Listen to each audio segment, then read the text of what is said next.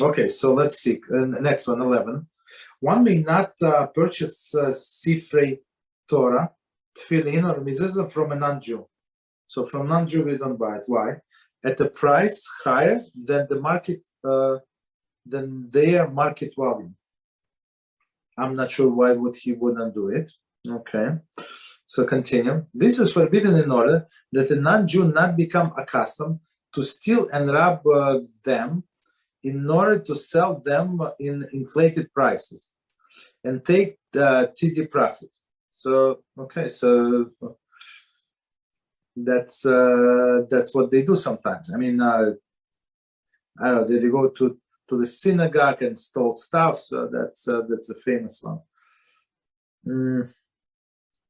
There is a first story that Rabbi BeEzrat said many times. Very interesting when one Jew was coming from the prayers, right, and non-Jew, right, comes, right, so not this. I don't know, whatever, some not the most righteous appearance, let's put it this way, right? And he said, look, I have something to sell you. So, okay, so what do you have? And this non-Jew takes from the back a pair of tefillin, right, the back of tefillin bag. And he said, okay, so I can sell it for you for cheap, only $300. This person said, $300, it's a lot of money, my friend. Let me see. So he see that there's a name, Jewish name. Said, where did you get it? He said, no, it's from my father, from my grandfather. I found and this and that. So of course this Jew understood that it was stolen. And he said, okay, let me see. Yeah. But he said, but look, one is missing. He said, what do you mean one is missing? Yeah, you see, let me show you. So he put on one hand, he put on a head. He said, but where is the one from the right hand, right? Like it's supposed to be three, right? On left hand, on right hand, and on head. But where's the third one? My friends, he said, no, there was only two. I said, you know what? Two is not good. I mean, the set is complete. I don't need it. But if you want, I can give it $20.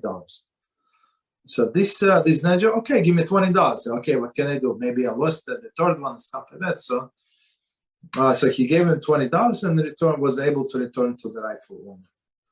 That's what it is. So don't pay just because it is stolen, right? So if people think that they're doing the mitzvah, they try to buy it from a non-Jew who stole it, and so guess what? You encourage him to steal a bit more. That's exactly what they're saying here. But me personally, I never leave my tefillin anywhere. Me personally, I always carry it with me. I mean, how do you know that you're going to come to Shulchan? How do you know? How do you know? Maybe people get sick, right? And I don't know, there were some other circumstances that prevent them to come to shul next morning. So why would you go the whole day without tefillin?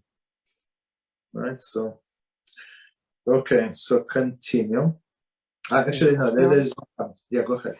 About a person who is converting, it's allowed or not allowed to write a holy text like the Shema, for example? Right.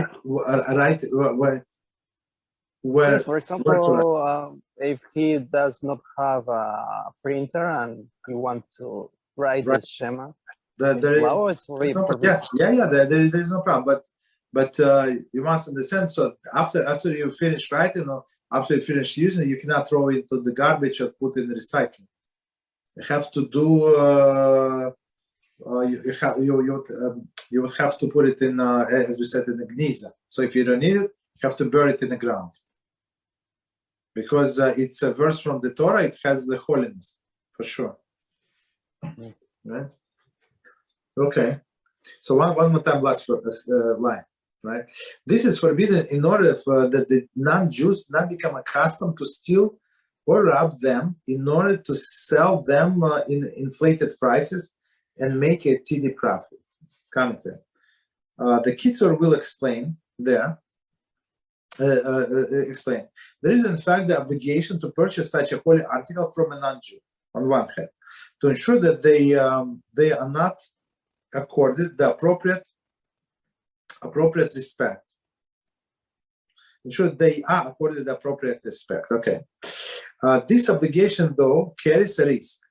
For if due to this obligation, a Jew would be willing to pay the inflated price, a non-Jew might be encouraged to steal these articles. With this concern in mind, the sages in Gittin 45a instituted that one not purchase such article from a non-Jew at more than market value. But this non-Jew does not know the market value, so as we said, for $20, so maybe you would be allowed. But more, you encourage these drug users or whatever this guy is to go and steal more. And I know in yeshivas, in many places, they just leave tefillin like this. I don't know. And some of the tefillin, of course, the people from yeshiva, from the shul, they're not going to take somebody else. It's understandable. But the door is open. Anybody can walk in and take it. I mean, I don't know. Okay, continue. However, if the non-Jew is selling them at the market value, one is obligated to purchase them, even if they must be buried. Okay. So commentary is, the Kitzur implies here that in a gloss referred to the note 26, that even if a non-Jew raises the price only slightly, one should not purchase article from him.